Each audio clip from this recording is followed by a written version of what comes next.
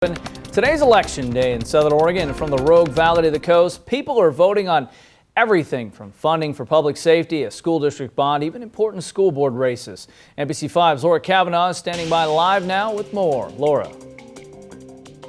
Dan, there has been a steady stream of traffic at these Jackson County ballot boxes all day long. Now, I just finished speaking with Chris Walker, the Jackson County clerk, who tells me that voter turnout for this district election is relatively low at about 18%.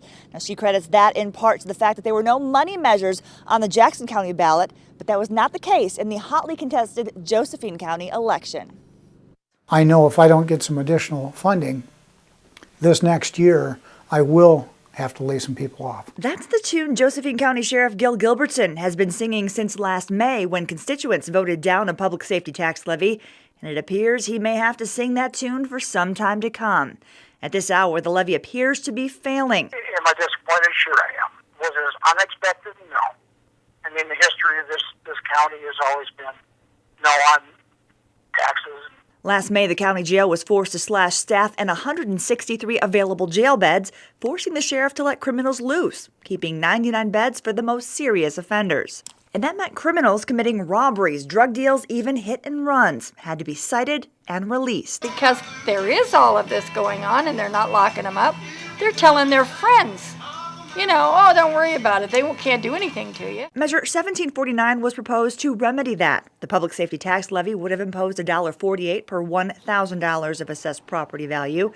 The property tax revenue would help fund the sheriff's office, the jail, the DA's office, even provide support for animal control. But on Tuesday, nearly half of all Josephine County voters weighed in on the controversial issue. And for the fourth time, the levy appears to have been defeated narrowly. Sheriff Gil Gilbertson says the results were not a shock to him, but he fears things could get a whole lot worse. It's going to have an impact on us. We're probably going to have to cut the jail back to 60 beds, and I'll have one patrol officer.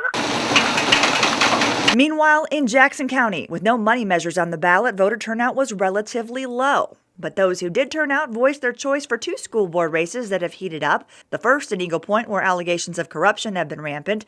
And in Medford, 7 candidates were vying to fill 3 seats on the Medford School Board. Recently, the board has been openly divided over the performance of Medford Superintendent Dr. Phil Long. Long has come under fire for the district having the second lowest graduation rate in the county at 64%. And that lack of confidence manifested at a board meeting where the board chose to allow Long's contract to expire next summer. Whether next year is my last or there are more years beyond that, I have no regrets. It's been good work.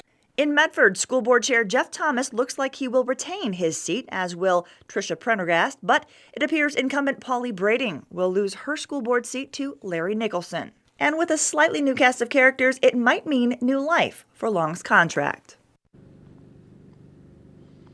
Now we're back here live. As we mentioned, that Josephine County law enforcement levy appears to be failing at this hour. Let's go ahead and take a look at the most current numbers. We see that the measure appears to have been defeated by a vote of 51 to 49%. Also on the Josephine County ballot, a $17.5 million bond measure to pay for school construction and repairs for district elementary schools. Now that appears to have been voted down as well by a vote of 51 to 49. Now we want to remind you that all of these election returns are unofficial. County clerks have 20 days to certify those votes, and they should have those votes official by June 10th to make